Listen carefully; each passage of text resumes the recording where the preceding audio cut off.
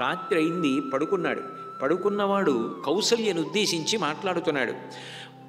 కౌసల్య, నాకు అదే పనిగా రాముడి గురించినటువంటి ఆలోచనలు మనసులో కాల్చేస్తున్నాయి. నాకిప్పుడు జ్ఞాపకానికి వచ్చింది. నేను ఇంత పుత్రశోకాన్ని ఎందుకు అనుభవిస్తున్నాను, ఎందుకు ఇంత అగ్నిహోత్రం నన్ను చుట్టుకుందో నాకు అర్థమైంది. నీకు చెప్తాను కౌసల్య, వినన్నాడు. కానీ అప్పటికే శోకభారం చేత బాగా అలిసిపోయి వడిలిపోయి కౌసల్య నిద్రపోయింది. కౌసల్య వింటోందనుకుంటున్నాడు దశరథుడు. అనుకుని తల్పం మీద పడుకొని మాట్లాడుతున్నాడు. కౌసల్య, అప్పటికి నేను బ్రహ్మచారిని, నాకు వివాహం కాలేదు. వర్షాకాలం వచ్చింది. ఆ కాలంలో రాజులు వేటాడతారు, వ్యాయామం కోసం వేటని స్వీకరిస్తారు. నేను సరయూ నదీ తీరంలో వేటకి వెళ్ళాను.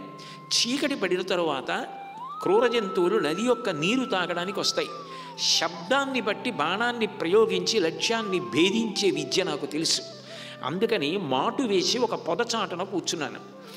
ఏదో ఒక క్రూర మృగం వచ్చి అక్కడ నీళ్లు తాగితే ఆ నీళ్లు తాగినప్పుడు నేను బాణాన్ని ప్రయోగించాలి అని ఉన్నాను. అట్లా రాత్రి 2 క్రూర మృగాల్ని కొట్టాను. తెల్లవారే సమయానికి ఎక్కడో నాకు ఏనుగు ఘీంకరించిన శబ్దం వినపడింది. ఆ శబ్దం వినపడిన వైపుకి నేను బాణాన్ని ప్రయోగించాను. అది ఏనుగు ఘీంకారం కాదు. ఒక ముని నీటిని తీసుకోవడానికి తెల్లవారుజాము కాలంలో సరయూ నదిలో తన దగ్గర ఉన్నటువంటి కుండ ముంచాడు. ఆ కుండలోకి నీళ్లు వెళ్తున్నటువంటి బుడబుడమన్న శబ్దం నాకు ఏనుగు ఘీంకారంలా వినపడింది. ఆ బాణం తిన్నగా వెళ్ళి మునికుమారుడి యొక్క గుండెల్లో గుచ్చుకుంది. అయ్యో అయ్యో అన్న అరుపులు నాకు వినపడ్డాయి. నా తల్లిదండ్రులు ఇద్దరు అంధులు, వృద్ధులు. నేను ఒక్కడిని కుమారుణ్ణి, వాళ్ళకి శుశ్రూష చేస్తున్నాను. వాళ్ళ కొరకు నేను ఈ నీళ్లు పట్టుకెడుతున్నాను. ఇప్పుడు నేను ఒక్కడే చనిపోవట్లేదు.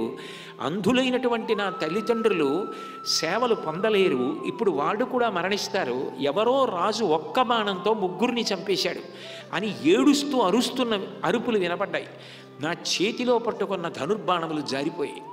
నేను చాలా బాధతో అరుపులు వినపడుతున్న వైపుకి పరిగెత్తి వెళ్ళాను. మునికుమారుడు నెత్తురు గుండెల్లోంచి కారుతుండగా సరయూ నదీ జలాలలో పడి కొట్టుకుంటున్నాడు. నన్ను చూసి బాణాన్ని గుండెల్లోంచి తీసేసేయి, నేను ఈ బాధ తట్టుకోలేకపోతున్నానన్నాడు. కౌసల్య, నేను ఆ బాణం తీసేస్తే ఆ పిల్లవాడు మరణిస్తాడు. బాణం హృదయంలో గుచ్చుకుని ఉన్నంతసేపు ఆ పిల్లవాడు బాధతో ఉంటాడు. అంత బాధతో ఉంచాలా, బాణం తీసేయాలా అన్నది నాకు అర్థం కాలేదు. ఆ పిల్లవాడు నాతో ఒక మాట చెప్పాడు. ఇక్కడికి దగ్గరలోనే నడక త్రోవ ఉంది. ఆ త్రోవలో ముందుకు వెడితే మా కుటీరం ఉంది. మా అమ్మగారు నాన్నగారు ఉన్నారు. వాళ్ళు ఇద్దరూ కూడా వృద్ధులు, ఆ పైన అంధులు. వాళ్ళు ఎక్కడికి కూడా కదలలేరు. నేనే మా అమ్మగారికి నాన్నగారికి శుశ్రూష చేస్తాను. నేనే వాళ్ళకి పురాణాదులను చదివి వినిపిస్తాను. నేనే మా నాన్నగారి చేత సత్కార్యములు చేయించి, స్నానం చేయించి, నీళ్లు పట్టుకెళ్ళిచ్చి, కందమూలాలు పట్టుకెళ్ళి తినిపిస్తాను. వాళ్ళ జీవితం అంతా నాతో పెనవేసుకుపోయింది. ఇప్పుడు నేను మరణించానని తెలిస్తే మా తల్లి తండ్రి తట్టుకోలేరు, వాళ్ళు కూడా మరణిస్తారు. కనీసం నేను మరణించాను అన్న మాట వెళ్ళి మా అమ్మగారికి నాన్నగారికి చెప్పు అని బాధతో నీళ్లలో మిలితిరిగిపోతున్న పిల్లవాడి బాధ చూడలేక బాణాన్ని లాగేశాను. లాగేయగానే ఆ మునికుమారుడు మరణించాడు. నేను నడుస్తూ ఆ నడకత్రోవలో వెళ్ళి ఆశ్రమానికి వెళ్ళాను. నా అడుగులు చప్పుడు విన్నటువంటి ఆ మునికుమారుడి తండ్రి, నాయనా తిరిగి వచ్చావా, నేనేమైనా అన్నానా, నీకు కోపం వచ్చిందా, ఎందుకింత ఆలస్యం చేశావు, మీ అమ్మ నీ కోసం ఎంతో బెంగ పెట్టుకుని ఎదురు చూస్తోంది, ఇంతసేపు జాగు చేశావే నాయనా, నేను స్నానం చేయాలి కదా, నీళ్లు తెచ్చావా, దాహం వేస్తోంది, నీళ్ళు ఇస్తావా అని అడిగాడు. నేను వణుకుతూ ఆయన ముందు నిలబడి, అయ్యా నా పేరు దశరథుడు, నేను రాజకుమారుణ్ణి, నేను తెల్లవారుజామున శబ్దం వచ్చిన వైపుకి లక్ష్యంగా భావించి బాణం విడిచిపెడితే ఏనుగనుకుని ప్రయోగించాను. మీ కుమారుడి గుండెల్లో ఆ బాణం తగిలి మరణించాడు. ఆయన చెప్పినటువంటి గుర్తులు బట్టి నేను ఇక్కడికి రావడం జరిగింది, కాబట్టి నన్ను క్షమించండి అని నేను ఆ మునికుమారుని యొక్క తండ్రిని అడిగాను. ఆయన నా కుమారుడు సరయులో ఎక్కడ పడిపోయాడో అక్కడికి తీసుకెళ్ళమని అడిగాడు. నేను వాళ్ళిద్దరినీ 2 చేతులు పట్టుకుని సరయూ నదీ తీరానికి తీసుకెళ్ళాను. కొడుకు యొక్క శవాన్ని పట్టుకుని ఆ తల్లిదండ్రుల యొక్క బాధకి అంతు లేదు, అంత పరితపించారు. పరితపించిన తరువాత ఆ పిల్లవాడికి ఆ తండ్రి అంత్యేష్టి సంస్కారం చేశాడు.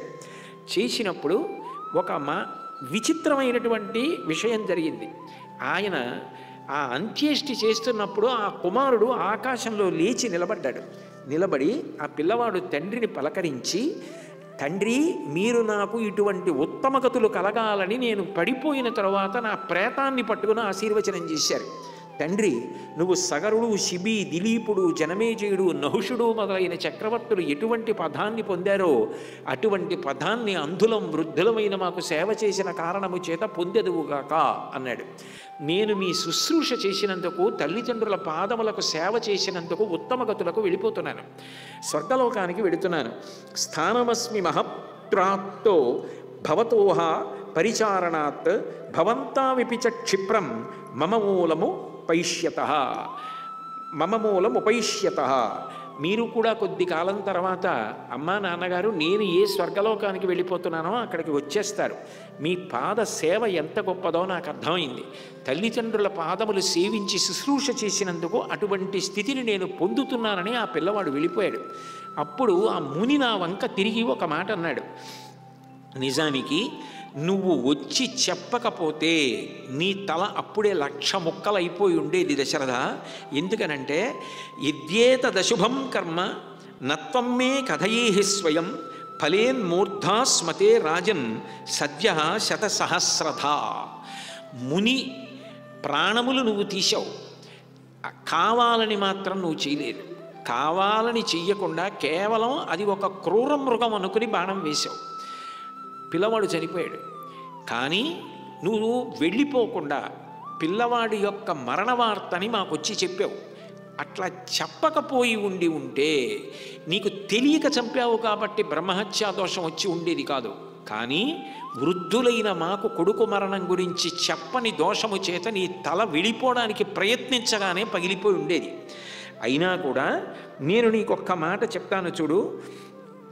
తెలియక అట్లా బాణం వేసి మునికుమారుణ్ణి చంపావు కాబట్టి నువ్వు బ్రతికిపోయావు.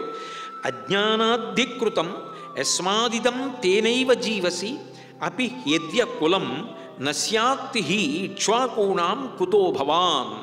నిజంగా తెలియక బాణం వేయడం వల్ల నా కుమారుడు చనిపోయాడు కాబట్టి సరిపోయింది. కానీ తెలిసి నువ్వు కానీ మా అబ్బాయి మీద బాణం వేసి చంపి ఉంటే నీ తల పగిలిపోవడం కాదు, ఇక్ష్వాకు వంశం ఇక్కడతో అంతరించిపోయి ఉండేది. ఇక ఇక్ష్వాకు వంశానికి అసలు వారసులు లేకుండా అయిపోను. కానీ నీకు తెలియక బాణప్రయోగం చేశావు, దాని చేత నా కుమారుడు మరణించాడు. దీనివల్ల నీకు దోషం రాలేదు. మేము కూడా మా పుత్రుణ్ణి అనుసరించి వెళ్ళిపోతున్నాం. మేము వాడిని విడిచిపెట్టి ఉండలేమని హాపుత్ర అని డస్సిపోయి అరిచి కింద పడి ఆ తల్లిదండ్రులు ఇద్దరూ కూడా శరీరం విడిచిపెట్టేయడానికి సిద్ధపడ్డారు. ఆ విడిచిపెట్టేసే ముందు పుత్రశోకంతో అరుస్తున్నటువంటి ఆ తండ్రి నా వంక చూసి ఒక మాట అన్నాడు, నువ్వు పుత్రవ్యసనజం దుఃఖ యదే తన్మమ సాంప్రతం ఏవం త్వం పుత్రశోకేన రాజన్ కాలం కరిష్యసి. నేను ఎట్లా అయితే పుత్రశోకంతో కొడకా అని అరిచి దాహంతో ఇద్దరం నేల మీద పడి ప్రాణాలు వదిలిపెట్టేస్తున్నామో అట్లా నువ్వు కూడా కొడుకు కోసం పరితపించి హా పుత్ర అంటూ మరణించదవుగాక అని శపించాడు. నేను ఆ విషయాన్ని కాలంలో విస్మృతి పొందాను. నేను ఇప్పుడు రాముడి గురించి శోకాన్ని పొందగా నాకు అర్థమైంది. నేను చేసిన పాపము నన్ను కట్టి కుడిపింది. కౌసల్య, ఆ కారణం చేత నేను రాముడిని విడిచి ఉండలేక హాపుత్ర అని ఏడుస్తున్నాను. నాకు కళ్ళల్లో రాముడే కనపడుతున్నాడు. 14 సంవత్సరముల తర్వాత రాముడు తను పెట్టుకున్న నియమాన్ని పూర్తి చేసుకుని తాను ధర్మవ్రతాన్ని పూర్తి చేసి నన్ను సత్యమునందు నిలబెట్టి తిరిగి వస్తాడు. ఎవరో పుణ్యాత్ములప్పుడు రాముణ్ణి చూస్తారు. అంతకాలము నేను రాముణ్ణి విడిచిపెట్టి ఉండలేను. అదిగో నా ఇంద్రియములకు శక్తి తగ్గిపోతోంది, నాకు వినపట్టలేదు. కౌసల్య, నాకు కళ్ళు తెరిచి చూసినా నువ్వు కనపట్టలేదు. నా ప్రాణములు ఉగ్గడింపబడుతున్నాయి. నా సమస్త శక్తులు బలహీనమైపోయి వెనక్కి వెళ్ళిపోతున్నాయి. నేను మృత్యువుని పొందుతున్నాను. కౌసల్య, ఒక్కసారి రా, నీ చెయ్యి ఒక్కసారి పట్టుకో, నన్ను పట్టుకో అని అరిచి ప్రాణములు విడిచిపెట్టేశాడు. కానీ కౌసల్య సుమిత్ర మాత్రం అప్పటికే పుత్రశోకంతో ఉన్నారేమో, ఆ రాముడు కనపడలేదన్న దుఃఖంతో ఉన్నారేమో, వాళ్ళు ఆ దుఃఖంతో బడలిపోయి నిద్రపోయి ఉన్నారు.